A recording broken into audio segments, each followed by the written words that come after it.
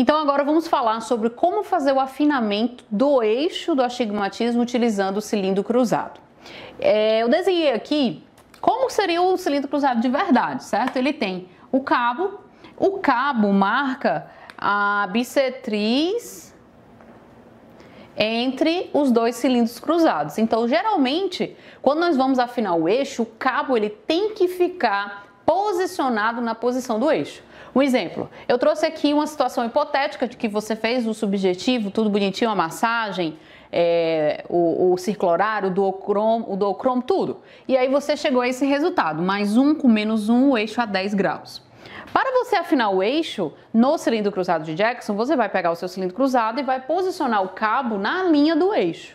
Se é 10 graus, então o cabo do cilindro cruzado vai ficar exatamente a 10 graus. Então, deixando o cabo a 10 graus, você vai pedir para o seu paciente, se ele está vendo 20/20, antes de começar a fazer o cilindro cruzado, você vai pedir para ele olhar uma letra da linha acima, a melhor linha de acuidade visual dele. Então, você vai ali no 20/25 e pede para poder olhar uma letra daquela linha. Ele não pede para ele ficar olhando para a linha toda, não. É uma das letras. E aí, você vai posicionar o cilindro cruzado com o cabo marcando a posição do eixo e vai sempre lembrar que você vai procurar onde está a linha vermelha que está mais próxima do seu eixo. Se está 10 graus, nessa posição aqui, a linha vermelha que está mais próxima é essa daqui. Ela que está mais próxima de 10 graus, não essa, e sim essa. Então, ela que vai te dar a referência de onde ou para onde você vai girar o eixo quando for necessário. Se essa linha está para cima, teoricamente você giraria o eixo no sentido anti-horário. Se ela estivesse para baixo, você giraria no sentido horário. Mas como que você vai determinar isso? Você vai perguntar para o seu paciente em qual das duas posições se existe diferença entre as duas posições e se existir diferença, qual delas está mais nítida, tá? Vale ressaltar que o objetivo final é que o paciente esteja vendo igual nas duas posições. Pode ser igualmente nítido ou igualmente embaçado. O que muda, o importante é que ele esteja vendo igual entre as duas imagens. Então imagina que você está fazendo e aí você perguntou, melhor a primeira posição, aí você gira, ou melhor a segunda posição. Quando você gira, a linha de referência, o posicionamento da linha de referência muda. Estava em cima, ela passa a ficar embaixo. Aí imagina que ele disse, não, a segunda linha, a segunda posição, ela é mais nítida, ela é melhor. Então, a sua linha de referência, está aqui 10 graus, ela tá para baixo. Não estava para cima, mas ele achou melhor a segunda posição. Então, a linha de referência mais próxima do eixo está agora para baixo. Então, você vai girar o eixo do astigmatismo. Primeiro, você vai girar 15 graus. Ou seja, de 10 graus, eu vou sair 10 para 0 e de 0 já vai invertendo. Ele vai passar para ser 175 graus.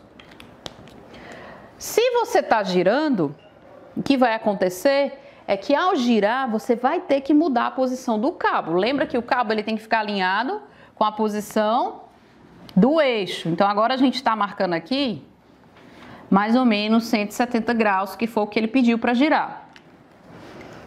Se ele pediu para girar nessa posição, agora nós temos isso. Pronto, 170 graus. Agora, qual é a nossa bolinha de referência? Ela já não está mais desse lado. O eixo 170 é do outro lado. Então, 170 seria essa posição aqui. Então, essa bolinha ou esse tracinho vermelho aqui é nosso ponto de referência agora. Então, você vai perguntar novamente. Tá aqui em 170 graus. 170. Melhor a primeira ou melhor a segunda quando você girar? Imagina que ele disse que era melhor a segunda. Na segunda posição, ele estaria dessa forma. A bolinha vermelha para cá e a verde para cá. Ou seja, a sua bolinha de referência, sendo que o cabo está aqui, passou a estar agora embaixo. Então, o eixo está aqui, ó, 170. Você vai girar na direção da sua bolinha de referência. Quantos graus agora? Primeiro eu girei 15, depois agora eu tenho que girar 10. Primeiro você gira 15, depois gira 10, e depois gira de 5 em 5 graus. Então, quando você girou 10 graus aqui, ele pediu para girar porque ele disse que essa posição era a posição que dava diferença, era a posição mais nítida. Então, quando você girar 10 graus aqui, o que vai acontecer? Ele vai sair de 170 e vai passar a ser 180. 180 graus. Estamos em outra posição. Aí agora você vai fazer a mesma pergunta. Melhor a primeira, melhor a segunda, ou as duas imagens estão iguais? Aí ele pode dizer que tem diferença, e aí você vai girar na posição de referência 5 graus, ou no caso do meu paciente, ele disse, não, agora estão iguais. O que isso significa? Significa que o eixo dele o eixo dele afinado não é 10 graus, o eixo dele afinado seria 180 graus. Então, a partir de agora, você vai sair disso aqui e vai montar para ele mais 1 com menos 1 a 180, porque isso aqui, o cilindro cruzado, nos proporcionou a possibilidade de afinar o eixo desse astigmatismo. Agora, a gente vai saber como que afina a potência desse mesmo astigmatismo utilizando o cilindro cruzado de Jackson. Agora, vamos afinar a potência do cilindro com o cilindro cruzado de Jackson, dando continuidade ao nosso vídeo anterior. No vídeo anterior, o nosso paciente ficou com mais 1, menos 1, o eixo a 180. Lembra que o eixo dele era 10 graus. E aí a gente afinou ele com o cilindro cruzado e ele passou a ter um eixo de 180 graus. Quando nós finalizamos essa parte, aí agora a gente vai identificar ou analisar, afinar a potência do cilindro. Lembrem, lá no começo dos vídeos sobre exame subjetivo, eu falei para vocês sobre a importância de sempre que você ajustar a potência do cilindro, você ajustar a potência do esférico. Isso é muito importante, não esqueçam. Continua a mesma aplicação aqui. Então vamos lá. Para poder a gente afinar a potência do cilindro, eu não vou mais utilizar o cabo como referência. Dessa vez você vai pegar as bolinhas, seja os tracinhos aqui, seja o vermelho ou seja o verde, não importa, e colocar sobre o eixo que está determinado na refração dele. Se o eixo agora passou a ser 180, você vai posicionar, eu coloquei aqui a vermelha em cima, mas podia ser qualquer um. Coloca o cilindro cruzado sobre a prescrição com a bolinha ou tracinho na posição do eixo. Lembrem, o tracinho vermelho determina um cilindro negativo, o tracinho verde determina um cilindro positivo. Então, você vai novamente pedir para ele olhar uma letra numa linha acima da melhor acuidade visual dele, uma letra, e vai perguntar, é melhor a primeira posição? É melhor a segunda? Ou estão iguais? Eu vou deixar aqui logo a posição da segunda, que a posição da segunda seria assim. Melhor a primeira, a segunda ou iguais? Imagina que ele disse que a segunda posição era melhor. A segunda posição aqui está dizendo que a posição do cilindro positivo é melhor do que a posição do cilindro negativo. Então ele está dizendo para você que ele quer que reduza a potência do cilindro. Ou seja, se eu estou em menos 1 aqui no cilindro original dele, isso aqui vai cair para menos 0,75. Por quê? Porque você está acrescentando aqui um cilindro positivo de 0,25. Ah, mas Rebeca, mas o meu cilindro cruzado que eu estou usando é de 0,50. Se é de 0,50, então aqui não é 0,75, aqui vai passar a ser menos 0,50. Por quê? Você tem que acrescentar, como se eu estivesse acrescentando aqui um cilindro positivo.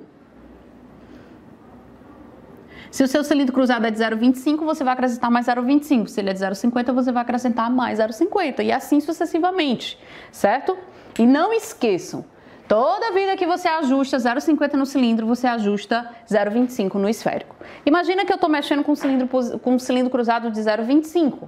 Então, eu só ajustei 0,75 do meu paciente. Preciso mexer no esférico? Não preciso mexer no esférico por enquanto. Ok. Mais uma vez. Melhor a primeira, melhor a segunda ou iguais? Primeira, segunda ou iguais? Não, a segunda ainda está melhor. Ok. Então, quando ele preferiu a segunda, mais uma vez eu vou mexer no cilindro. Diminuir mais ainda o cilindro. Lembrem, a cada 0,50 de cilindro que eu acrescento, eu tenho que colocar 0,25 positivo no esférico. E a cada 0,50 de cilindro que eu retiro, eu tenho que acrescentar 0,25 negativo no esférico. Então, automaticamente, eu já tenho que fazer isso aqui, ó. Mais 0,75. Eu diminuí 0,25 aqui, por quê? Porque se eu tirei 0,50 do cilindro, eu tenho que compensar com o negativo no esférico. Então, ficou mais 0,75 menos 0,50. Mas ainda não equilibrou. Melhor a primeira, a segunda iguais. Primeira, a segunda iguais. Não, agora pra mim tá meio embaçado, mas tá igual os dois. Ok, então como foi que ficou a nossa prescrição final? Mais 0,75 menos 0,50 e o eixo a 180 graus.